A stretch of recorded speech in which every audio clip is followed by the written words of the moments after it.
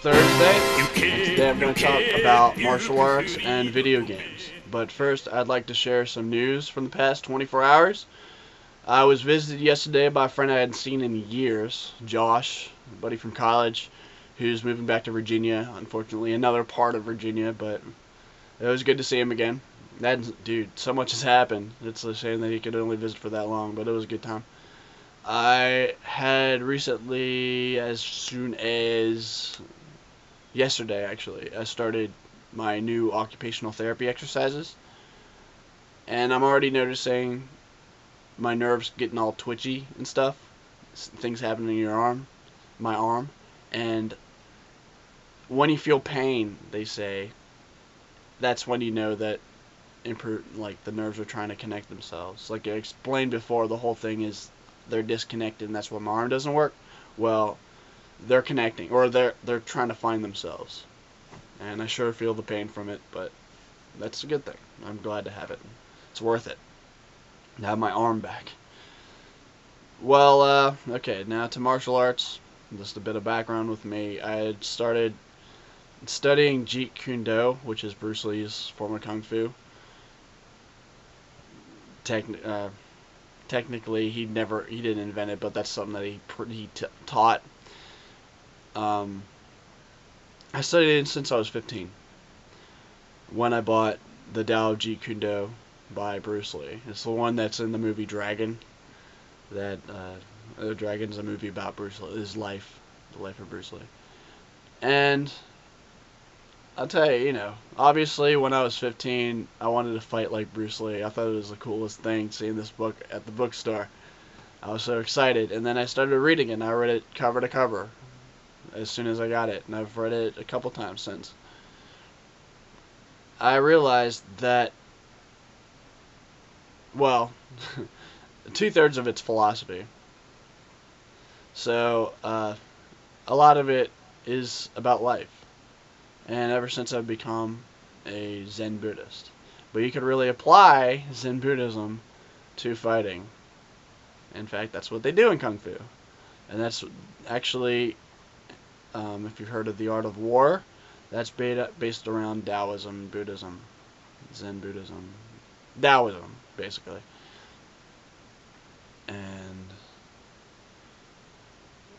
it isn't just about fighting, I've found. It's, like I said, it being about life. So really interactions and not being aggressive. Controlling situations appropriately is what it is. It isn't about defeating people. It can be about defeating people who are a threat to you, but only if they're a threat to you. It doesn't teach you to be an asshole. So, anyway, I started playing these video games, these violent video games. Partly because, well, I'm not going to get into it, but I have some aggression to get out. And it's a good relief, good stress reliever. That's basically the extent of it. I don't want to pick up a gun and shoot people. I've been shot, and I don't want to shoot people unless I'm protecting someone. But I don't feel that kind of anger. It's just good to take out in a peaceful environment like a violent video game. And these video games are also a very good way of handling a situation through Zen, if that makes sense. What I was mentioning just now about handling life, this is handling a violent situation, a simulation, if you will, with a Zen mindset. And I've found that it's made me quite a freaking badass. That's probably another video blog because I couldn't tell you all the stories. But I've learned to be a ninja. I'm not exaggerating, not joking, through this. Specifically, actually, a game called Metal Gear, by applying Zen philosophy to it, it teaches you to be a ninja, and it's made by basically a Japanese game maker. And I think the intention was to do exactly what I did, was to learn to be a ninja. It teaches you to sneak around and use the environment against other people and to hide. So I learned that. I've learned how to fight um, given these weapons against these weapons. And I've learned war strategy through, well, more or less The Art of War, which is a book that was written by a general who based his war strategy around Taoism, around Zen Buddhism, basically. Pretty cool. So, I'm this badass, but in the video games. But that's where I want to be. That's the only place I want to be a badass, like I said before.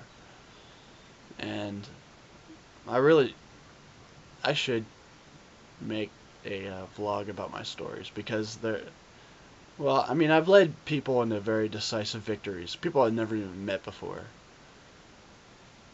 Really, it's like, an example is if you're, I've led more people as cheerleader than as, a boss. I reward people by, if they do something really cool, like something that is worth merit. Generally, people don't congratulate, because everybody's thinking about themselves. I'm thinking about the team. So when somebody does something really cool for the team, I congratulate them, and that feels really good to them. And what ends up happening is they like you, and they see you really trying to help out the team, and they follow you. You see how that works? That's a passive way of getting people to follow you. It doesn't always work that way, but I've led a team of people that way. And I've had some really strong victories, and coordination is key with these strategies, with these games. If you have a non-coordinated team that doesn't even communicate, it's every man for himself. But if you have a team that's working together, it's a force. And I've seen devastating victories through this. So that's one example. And there are many different games that I've used this with. So, yeah. I'll leave that with you. Leave you with that now. And I hope you have a good day. See ya.